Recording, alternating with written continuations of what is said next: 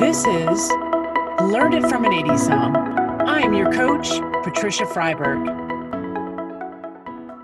Today, we have a very special guest. Please welcome Kay Bahia. Kay is a strengths-based coach. She helps people discover the beat of their own drum so that they know how to listen and be heard. After completing her MBA, she created a strengths model, and for the past 10 years, she's been helping people celebrate their true strengths. She discovered a way of combining strength psychology and MBA business thinking to help people cut through the noise and feel more confident in who they are and where they belong without having to compromise. She has helped working moms confidently ask for that pay raise. She's helped aspiring executives find a path to value-oriented leadership. And for her personal favorite, she loves helping people see their relationships through the lens of their strengths so that they can either choose to lean in more authentically or place loving boundaries and create the space to see and be seen for who they are. Kay believes that now more than ever, people need to embrace authenticity and contribution. The people she supports want to connect with purpose and make a difference. People who have used her approach have gone to reshape their businesses for success. They've quit their 9-to-5s to pursue their dreams. They've built amazing relationships, and most of all, they trust their own power to change the course of their lives. Welcome, Kay. It is so great to have you here today with us. I feel so grateful to have you on this episode. It's wonderful to be here, Patricia. Thank you for having me. So how Kay and I know each other is we're both in the program, the MAPCP, that's the Masters of Applied Positive Psychology and Coaching Psychology at the University of East London. And I've just had the pleasure. Kay is a little ahead of me. She started in September, I believe, right? Mm-hmm. Yes. And so I've had the pleasure of getting to meet her in some of my courses, and I've just right off the bat, she's somebody, even though I know she's in the UK and I'm here in Switzerland, she's one that if I were up there, I'm like, hey, let's go meet for a glass of wine, or hey, let's go for coffee, because, I've just enjoyed every conversation that we've had together. Oh, that's lovely. And yeah, 100% with a glass of wine and coffee. Perhaps, yeah, perhaps both. Yes. Exactly, at the same time. That's how it is. I mean, you can't tell.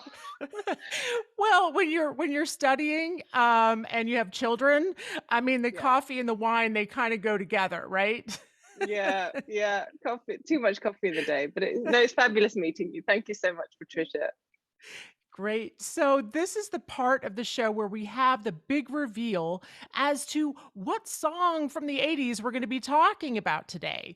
So without further ado, can I get a drum roll, please?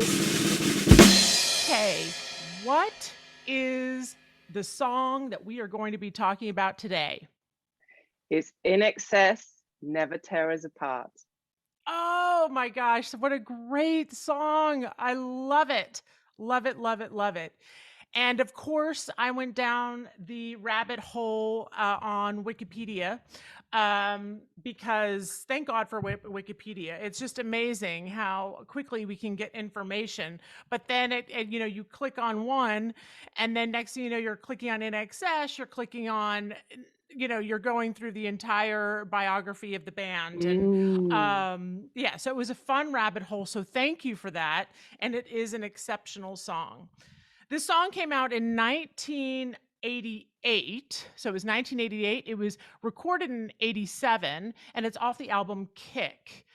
And the band actually started in 1977, and it was formed by the Ferris brothers. So who we've got in the band. We've got who started, the founders of the band.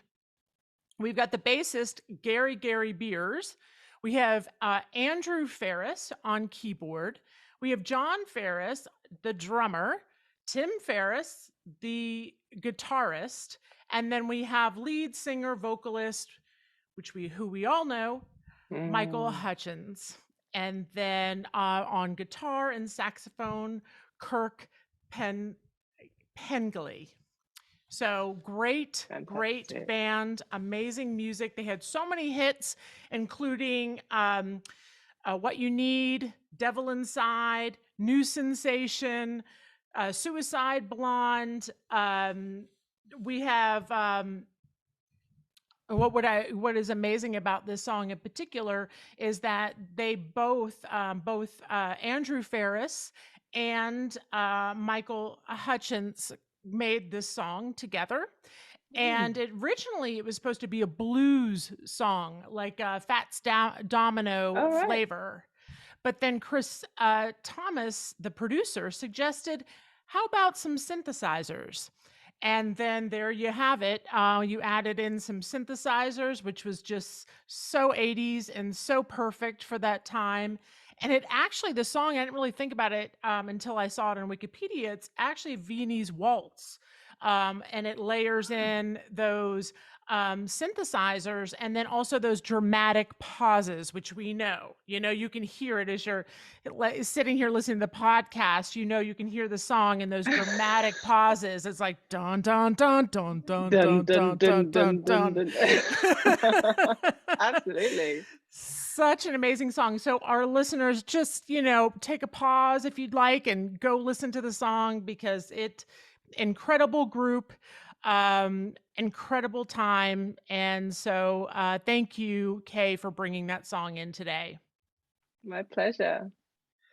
Yes. So, and then this is the part of the show where we get to hear your story. And then after that, we hear about how that song resonates with your story and why you chose it today.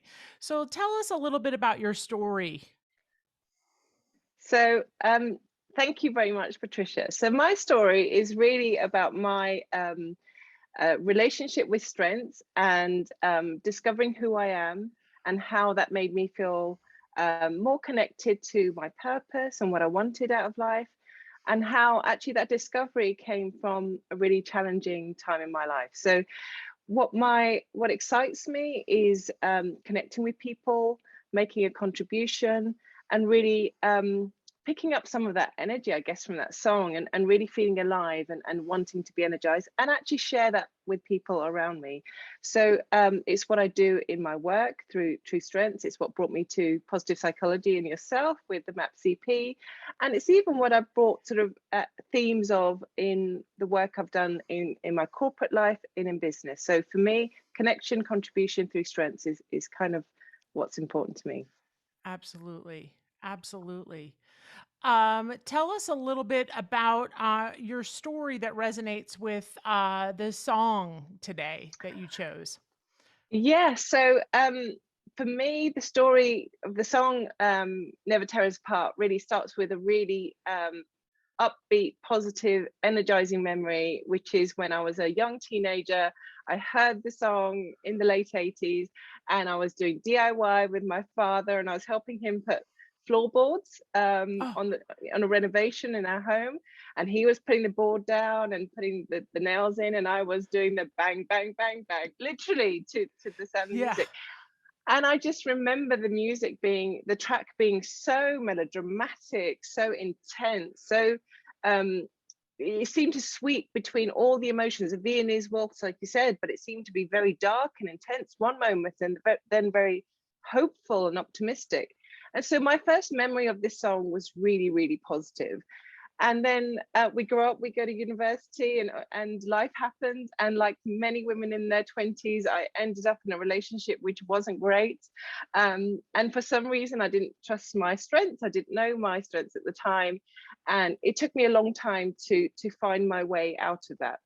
And my second reflection of that song is when I had one of my most challenging moments in life. I came out of the relationship and I thought, do you know what I want to do? I want to invest in myself So I did my exec MBA. I was looking to start a business, and I was still nursing heartbreak. So that's when I came across positive psychology to try and break out of this.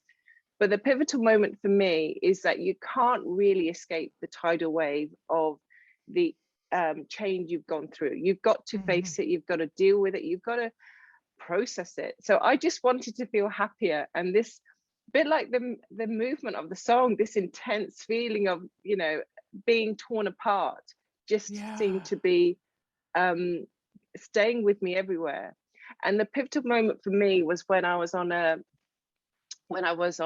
study trip as part of my exec MBA out in Vietnam, and the song, life, everything caught up with me, and I just had a breakdown. I was still dealing with heartbreak, and I just remember feeling the exact opposite of how I felt when I was a young teenager. I didn't feel optimistic. I didn't feel energized. I just felt lost. And what was interesting that you feel as an adult, which you don't really register as a child, is when we have setback, when we have failure. And it's something that I recognize with women more than perhaps with men. It comes with this deep sense of shame, this deep sense of, not only have I messed up, but there's something lacking in me. There's something inadequate in me, that I am at the, you know, in my early 30s, and I've just tried to start this path, and I've gone full tilt, and everything has just come crashing down. Yeah. And that's when really it gave me, well, it forced me to pause. It forced me to really lean into those feelings. And actually, this conversation with you is the first time I've publicly talked about it. I've talked about it with my friends and family. But even now, 12 years later, it still has a sting of, I was that person in the cohort that kind of couldn't hold her bleep together. And so it really made me think about what I wanted out of life, and how I could get back to that feeling of Yes. feeling that I was banging nails into floorboards and singing and dancing and feeling alive, because I had never felt more lost in my life. And that was a turning point for me. Wow. Thank you. First off, thank you, Kay, for sharing that story. And because so many people, you know, sometimes they suffer in silence. They're unable to talk about things like that have been significant in their lives, and share it. And so for those that do share it, like you know, it's so nice, because it gives others permission to honor their own challenges that they've had, and know that they're not alone. Yeah. Um, and what's so interesting is that I mean, here you are, MBA, you know, going out to Vietnam, a totally different country from the UK, business trip, suffering a little from, you know, obviously a lot from heartbreak and a transition in your life. And you hit rock bottom there, and you came home. And that seemed like also that time of rebirth for you, a time Mm. where through the challenges you were starting to put the pieces together. And I'd love to know, since this is a strengths, you know, based podcast, I'd love to know a little bit about how your strengths, your VIA strengths, played into this. The VIA strengths audience, for those that haven't had the opportunity to take your VIA strengths assessment, it is actually, you can get it online, and it's completely free. It's Values in Action. It was developed by Peterson and Seligman, and it is 24 character strengths that are who you are to your core. And I've taken this assessment for myself a couple times, and I'll tell you that my top 10 continue to be my top 10. They may shift a little bit, but you know, they are who you are to your core. So I would love to know, Kuldeep, you know, during this challenging time, what strengths did you lean into now in retrospect, you know, and how did that help you influence your business? So I think the biggest strength for me was the softer side of the capacity to love and be loved, um, because I felt intensely vulnerable at that time. And I also broke a very important myth that I now really treasure. And the myth was that we go through life acting as if we are okay. And especially in business, and perhaps when we're doing an academic course or an MBA, there's this perception that you turn up and you're meant to be okay no matter what's happening on the inside. And I was going through something that profoundly challenged me at the time. And there may have been a colleague going through something equally significant that I wasn't aware of. And people handle things differently. The person I am now wouldn't have been broken the way I was then. But then that's the narrative that was playing in my head and what I was experiencing. And I didn't know how to fix myself. And the only thing that I could do at that time, when I look back with compassion at the person I was then, was try and find a way to connect, try and find a way to love and be loved.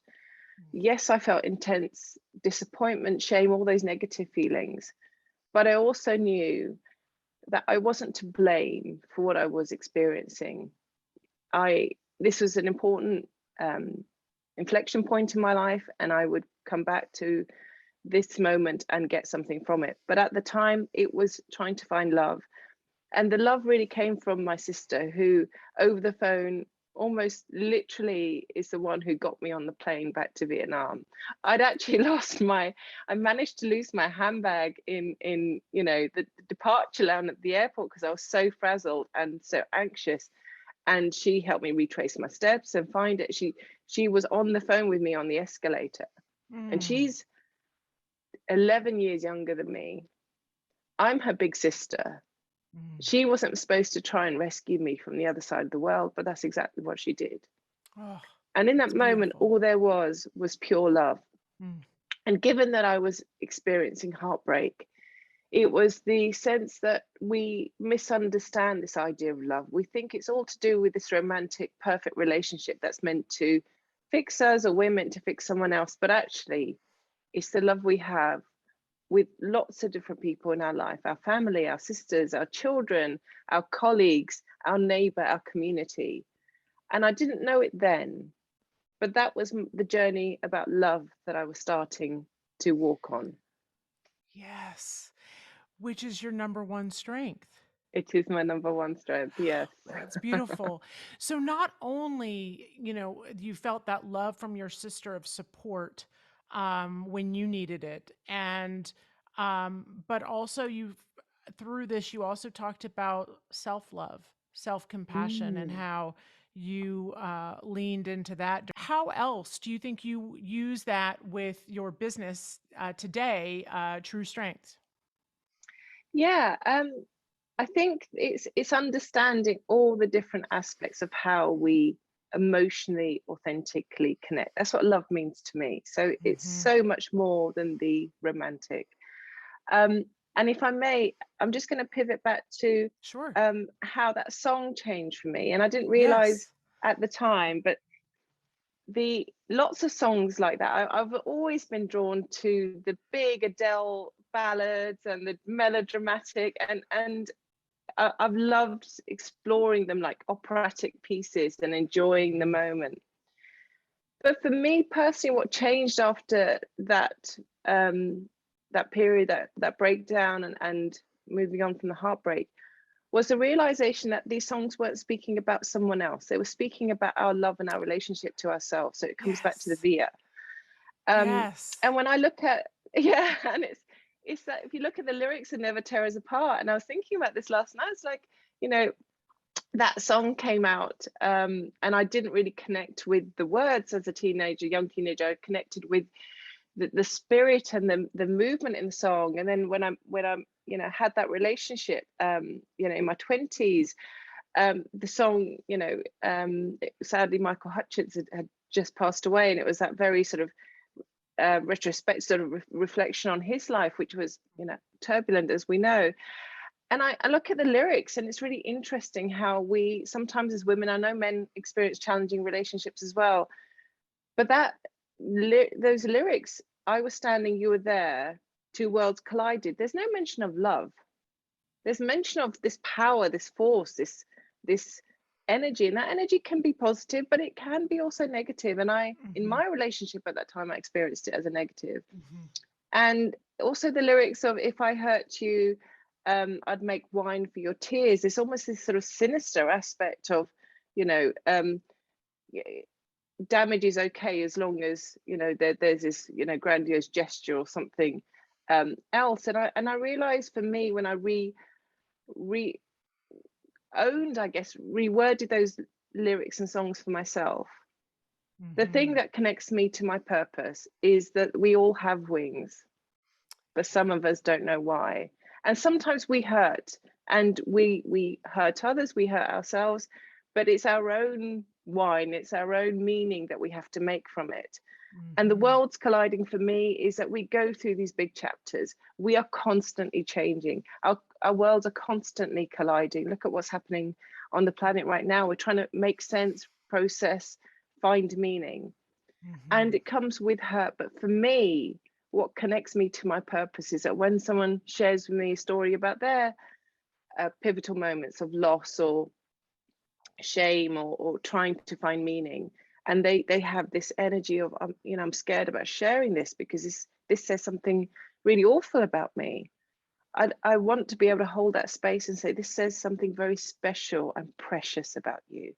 You walked Yes. in that place, you stood in that spot, Yep. and you stood, and Yeah. you grew. And that's when you find the wings. And my job, if I'm able to, is to point out to someone their strengths, to point out, you just never had the chance to fly. You've always had the wings. You can have the Yes. big melodramatic music and the big energies, but use them for your own purpose. Use them to set yourself free, not to be controlled by anything or anyone else. Wow. Um, and that's what energizes me now. Yes. Oh my gosh, Kuldeep, that's so beautiful. And that's its own song in and of itself. We should write it on. Where's In Excess? We've got another song for you. I know. No, absolutely beautiful. And and I can't imagine anyone better to work with to help develop those wings and help people fly and soar, right? Mm, Because we talk about this in positive psychology, languishing versus flourishing, mm. and you hold that space to help people develop to flourish, which is incredible. So thank you for sharing that, and thank you for sharing how that song resonated with you on such a deep level. Thank you. Hmm. So listening to your story, it made me also think about some of your other strengths, and I'll list, if you don't mind, I'll list the other top four Yeah. out. So gratitude is number two for you. Creativity is three. Love of learning is Hmm. number four, and then social intelligence was your fifth. And I imagine, just knowing you, that leadership is up there as well.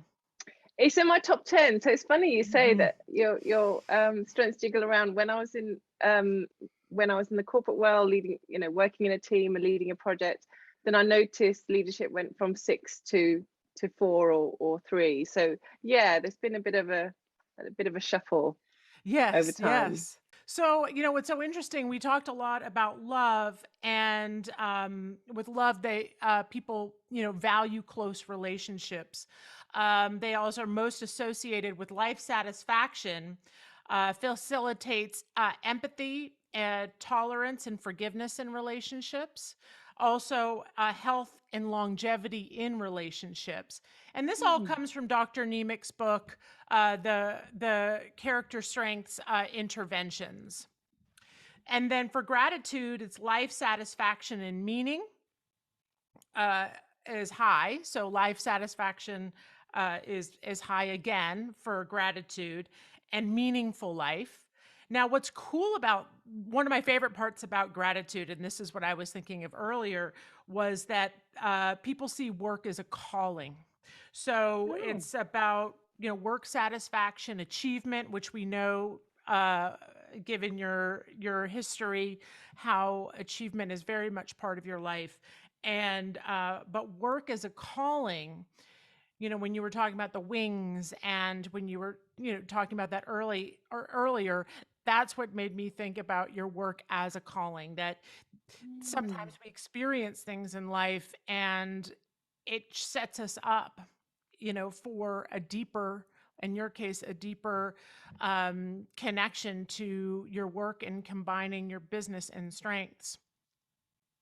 that's lovely. Yes, I can definitely see that, and I've definitely experienced that. That's a nice way of putting it. And thank you for sharing. Thank you. Yes. And then creativity you've got, which I can completely see. And that's so what's interesting about what creativity, as I was reading it today, was, you know, creativity needs to be supported, and in an informal way. When we put confines, around creativity, it doesn't flourish as much. So I imagine, these brilliant artists, they have to produce, like with in excess, they have to produce these songs, but they also need the space to be creative. So, but they do need to have a deadline, and need to get things done. So with creativity, it's a dance between Yeah. having that, formal, we have to have a deadline at some point when we're creating, right? Yeah, and I think this is what the beauty about the VIA strength. It captures so many different elements of what it means to be energized by that strength. So I'm definitely not an artist, but I love exploring. I love cooking and baking. But I'm guaranteed, if there was a competition, a baking competition about the worst cakes that you could make, I would be number one. I'm brilliant at cake disasters. But where creativity really ignites, I guess, a sense of passion for me is the ideas, is connecting dots, it's the ideas around it. So as well as my strengths model and my passion for that side of life, I've actually really been blessed to have a really positive corporate career, which I've enjoyed immensely, and sort of, switch between the two many times. And even in technology and software, creativity and working with teams and coming up with solutions for customer problems, it may seem as dry as toast to someone else compared to an artist or a musician. But this is where I noticed how, I guess, my love for connecting with people who were also innovative or had interesting ideas, especially quiet people, because quiet people often have fantastic ideas. Yes, they And do. creating that buzz in the room, getting the chalk out and writing on the board, and just feeling a sense of possibility around what could happen. But you're absolutely right. It needs that support. It needs that sort of golden circle. But it also needs a bit of framing. And this is Hmm. where my husband's support comes in valuable, my sister previously. And my husband has a common high strength with you. He has a strength of leadership.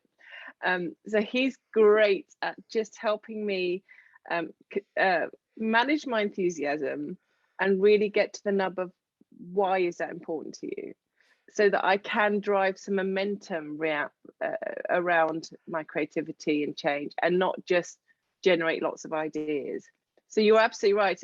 You need a foil. And social intelligence. I mean, that's just for you. It's associated with a pleasurable life, and going on with love, life satisfaction, gratitude, life satisfaction, and meaning. You've got a beautiful Oh, it sounds package of great, doesn't it? strengths. I know. It really does, Kuldeep. It's like a beautiful package of strengths. Those themes just kept popping up. So Yeah, that thank that you. was really, really, really great. Um, Anything else I'd love just to share with our audience a little bit about your business and what you're doing now, because you did create your own True Strengths system. And I'd love for you to share a little bit about that, and then give us an action item on where we could step forward with our strengths, or something similar to that, whatever you would like. Yeah, no, absolutely. So I don't think it's a small thing to say that VIA absolutely changed my life. The VIA strengths model that I came across in 2009. I also had the brief pleasure of meeting from afar Professor Martin Seligman when he did a talk at a law office in London in City. But the pivot point for me was having asked lots of people to do the VIA strengths, and other people were doing Gallup, various other things as part of our MBA. I noticed some patterns around who I was connecting with and who I didn't click with quite so much. And I noticed that when people express their strengths and you notice their strengths, you were either drawn to them because they were similar to yours or complementary, or it brought out a curiosity if someone was different to you. So I was really interested in how strengths reflected how people behaved and how they connected. So True Strengths was born out of looking at VIA strengths and other strengths in the marketplace, but looking at how they resulted in, I guess, how people connected, so relationships, and how people found, meaning in those relationships. So it was born around 2010, and it's had various iterations, but now it consists of grouping strengths according to a similar concept of values, so how we relate. So I happen to relate in a very open and warm way, so that's how I come across. But someone who's much more reserved, which I call true, or calm, might find me overwhelming. So it's a bit sort of, whoa, that's a lot of energy. That's a lot of in excess in the room. Yes. So I really noticed how one might pivot oneself to better connect with someone who's different. So rather than me becoming louder and just, taking over the space, what I learned from business and working in teams is that sometimes, I mentioned it before, the quieter people had so much to contribute, and I had so much to learn, and learning being one of my top strengths. Yes. So I learned how to group strengths in a way that helped me just to select them as a tool, to connect better with people who are different to me. And it helped me be more successful at work, helped me be more successful at home. But importantly, although we talk about positive psychology, life sometimes sucks, and you have a bad day, and my strengths sound lovely, but I am a regular person, and I have terrible days where I'm struggling with anxiety or a little bit of low mood, and it's hard to snap out of it sometimes. So it gives, the other thing strengths gives me, and my model sort of explores it a bit more, is some self-compassion. So love comes with the challenging side of love, which is big emotions. Big emotions can be challenging to deal with. Love of learning, which I call cultivated, this desire of wanting to enrich one's mind, can come with a challenge of rabbit holes that you and I both fall down when it comes to studying and not stepping away. So getting almost intensely involved with our own strengths and not seeing the world in relation to that. So the takeaway for me, the biggest takeaway, and this is something that I really hold dear, is first of all, absolutely go find your strengths. And as you, Patricia, have shared, a really great way is VIA. I'm also happy to explore strengths of people if they're interested. Or just ask your mum or your best friend, what is it about me that you notice? What is it about me that you see when I'm at my happiest or more settled? Because I'm struggling right now. And especially when you're in your version of that, dark place that I had when I was in my trip in Vietnam, you can't just snap out of it. You can't make yourself necessarily be or feel different, but you can lean on your strengths because they will bring you some gentle comfort. And for me, that gentle comfort then was love. And even if you don't realize it, your intuition will know what you need to do. And if it's to read a book, or if it's to have some gratitude, or if it's just to connect, or it might be to step back and be dispassionate and to focus on something and to put a plan together and improve your fitness. So everyone's different, but lean into your strengths when you are vulnerable, because it shares with you and the world what really matters to you, and it gives you a path that resonates and is congruent with who you are. So if you're watching this and you're not having a great day, that's a great moment. That's a great point at which you can grow. So treasure that. Hmm. Oh, absolutely. So much knowledge we gain in those moments, and about ourselves, about what we can overcome, and how it's yeah, it's really interesting that you say that, and especially in light of the pandemic, in light of what's going on in the world right now with Russia and Ukraine. Um, it's not uncommon for a lot of us to feel low right now. And, we have to honor that within us. And I think this is the time where, like you so beautifully said, reach out to a friend, reach out to a colleague, and leaning into strengths can help you get through most obstacles. And the first part is Mm. identifying them, and then the second part is then leaning into them and how you can use them maybe in a new way, as we talk about in Mm. positive psychology. But I love that you brought that up, and thank you for that. For people to get to learn their strengths and coach with you, what is the best way of getting a hold of you for our audience that would like to work with you? So I've got a landing page website at the moment, which takes you to my strength model. It's all the W's, true-strengths.com.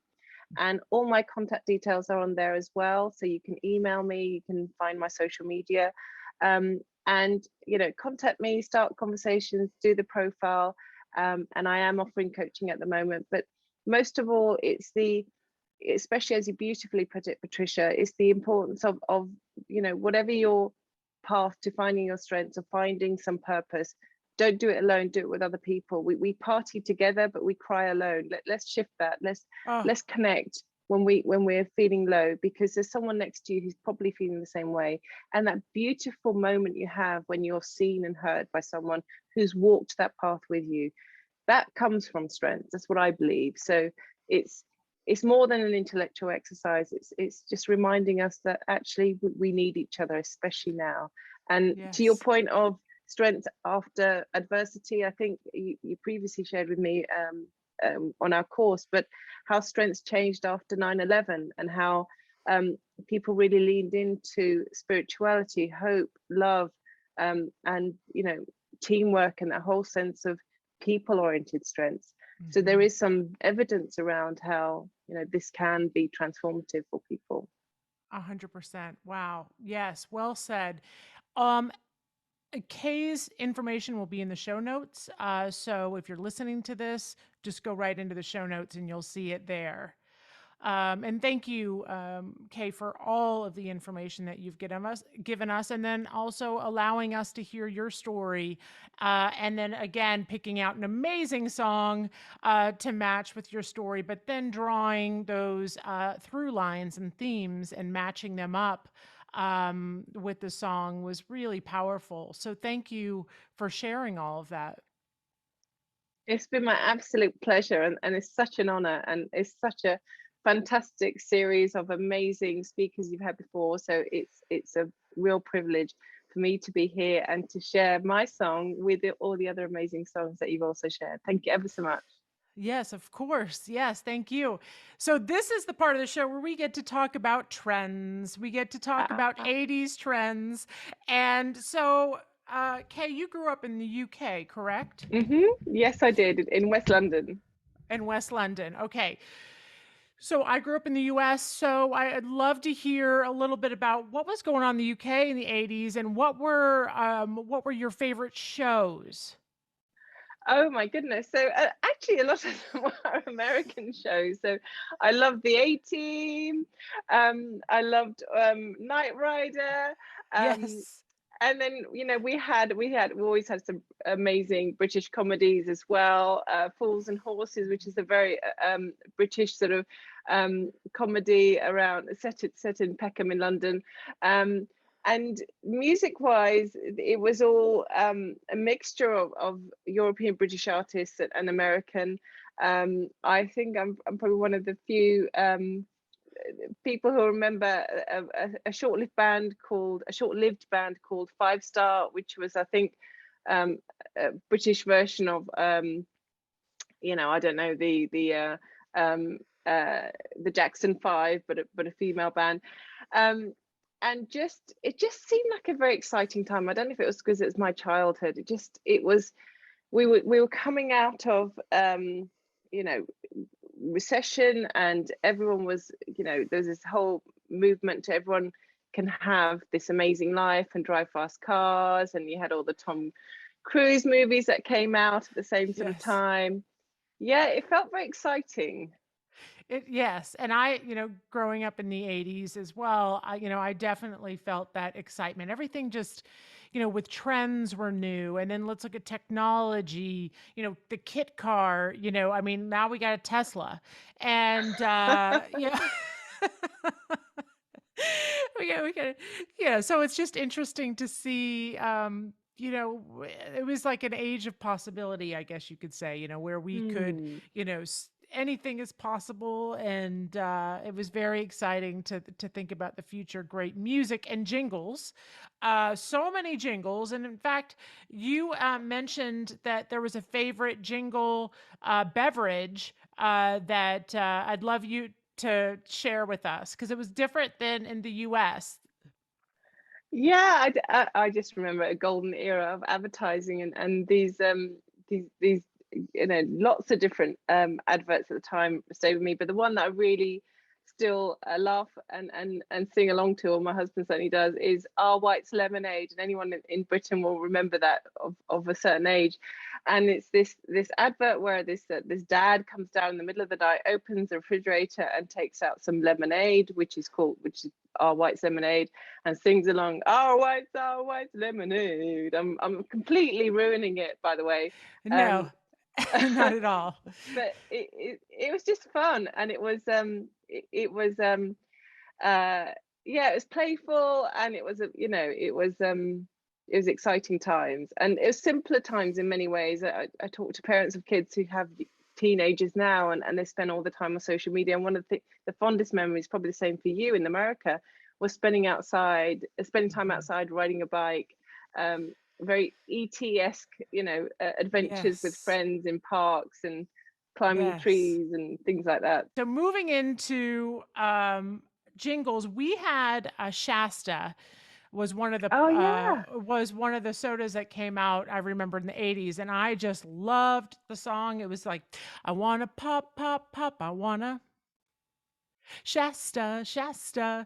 And then so it's like those jingles from the 80s, you just can't replicate them. I mean, they were you can think of Big Red, Double Mint Gum, so I mean, there's Kit Kat, there's so many. I'm sure in the UK you guys had so many as well for European brands. Umbungo comes to mind. I'm not going to sing it, but my husband and his best friend still sing it. But it's very playful. It was innocent. It was very cheesy. And you got away with it then because it just captured the mood and the time. And now things become so sophisticated and clever that that they're interesting in a different way, but they're not quite as memorable for me. Yes. We need more jingles. We need more jingles. And I think we'd watch commercials if we had more jingles. Not fast forward them. Not fast forward them, but they've got to be cute ones, cute jingles. They do. Well, Kay, thank you again for being here with us today. And it was just such a pleasure to talk to you. And I really appreciate your time and all of your insight that you've given our audience today. Oh, I'm very grateful. Thank you ever so much, Patricia, and look forward to seeing you in class. I'll see you in class. Until next time.